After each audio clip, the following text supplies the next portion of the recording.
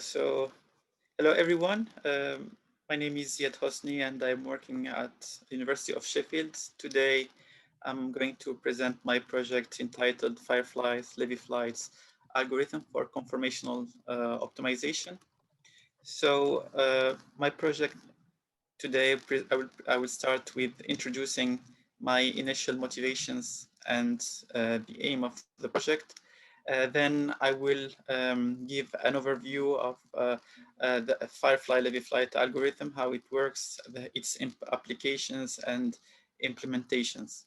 I will then give some results for hyperparameters tuning and the performance of our algorithm against the RDK optimizer, and I will finish with some conclusions and perspectives.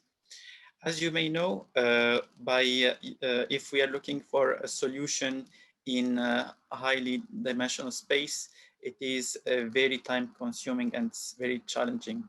So there are different tools, especially metaheuristics, to solve this problem, like the taboo search or the cuckoo optimizer. And today I'm going to present the Firefly-Lévy flight algorithm. As you can see from the picture on the right side, it is easy to get trapped in one of the local minima for a problem related to protein conformation optimization. So the aim for this project is to implement a nature-inspired algorithm to design a fitness function based on force field energy suitable for peptide conformation search, optimize the performance of the algorithm by tuning the hyperparameters, and compare our results with the RTK optimizer. So the Firefly algorithm was proposed initially by Xingqi Yang in 2008, and it's based on the behavior of this insect that is emitting light, and they get attracted to each other by the intensity, the brightness of the light. So so far there are different nature-inspired algorithms. Some of them they are called bio-inspired algorithm, and we can find two main categories: the swarm intelligence-based algorithm and the non-swarm intelligence-based algorithm. So the one that I'm presenting today is falling in the first category.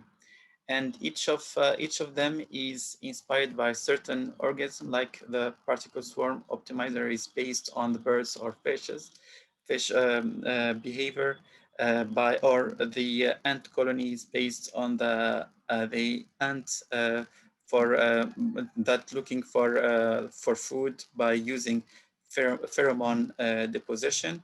The firefly, they are attracted to each other by flashing light.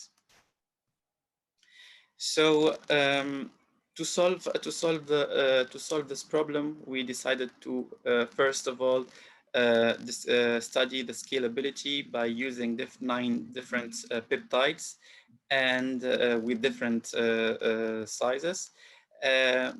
Then we studied the computational cost by measuring the time required to measure the energy. Then tuning the hyperparameters like the absorption coefficient or the weight for the Lévy flight. And finally, study the replicability to see how stable is our algorithm against other ones. So how does an artificial firefly move in space? So basically we use this following formula. So we use the original position in n-dimensional space. Then we add an exploitation term, which is based on the attractiveness and the distance between pairs of firefly. And we have an exploration term, which uses the Lévy distribution. So you can see here in two-dimensional space how an artificial firefly is moving. So you can see here a combination of a very small steps combined with long jumps. This is called long-tailed distribution. So the algorithm is, first of all, if we want to make the analogy between the firefly or the artificial firefly and this peptide. So the firefly or the biological firefly is moving in three-dimensional space. The artificial firefly is moving in n-dimensional space, and the conformer of the peptide is can change by changing the torsion angles. So the number of dimensions is equal to the number of dihedral angles. So the algorithm starts by initializing the different hyperparameters, generate the first population by generating different random conformers for the peptides, evaluate their fitness, and then run in a nested loop to measure the energy for the different pairs of firefly.